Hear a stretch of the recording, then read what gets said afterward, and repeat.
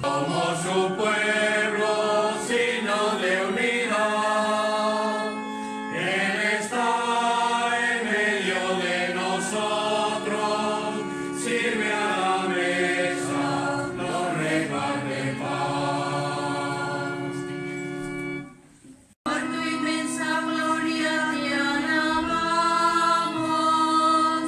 te bendecimos, te adoramos, te glorificamos, te damos gracias.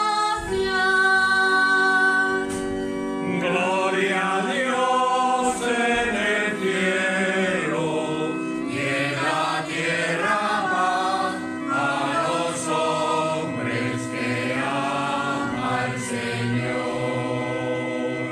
Son piropos que se dice a la Virgen, ¿no? Madre amable, madre admirable, madre de buen consejo, madre del Creador, madre del Virgen prudente, Virgen. Son como piropos que se dice a la Virgen. Voy a fijarme nada más que en uno. Uno que dice, madre amable. Hay uno que dice así, ¿no? Madre amable, madre admirable, madre del buen consejo. Hace unos meses, el Papa, hablando, no sé de qué hablaba, de la familia creo que era, o de lo que fuera, decía que teníamos que emplear muchas veces estas tres palabras. Por favor, gracias y perdón. ¿Lo visteis alguna vez? Está diciendo que sí. Yo lo sé. Sí. Qué bueno sería, el mundo marcharía mucho mejor si nosotros usáramos estas palabras con frecuencia. Hoy te quiero cantar, hoy te quiero rezar,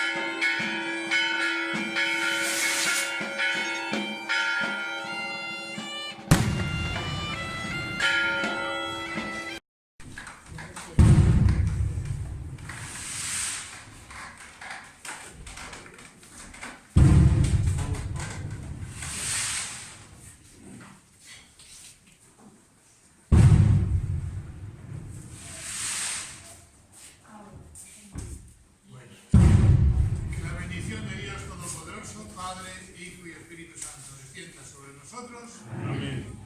Feliz día para todos. Gracias. Feliz semana.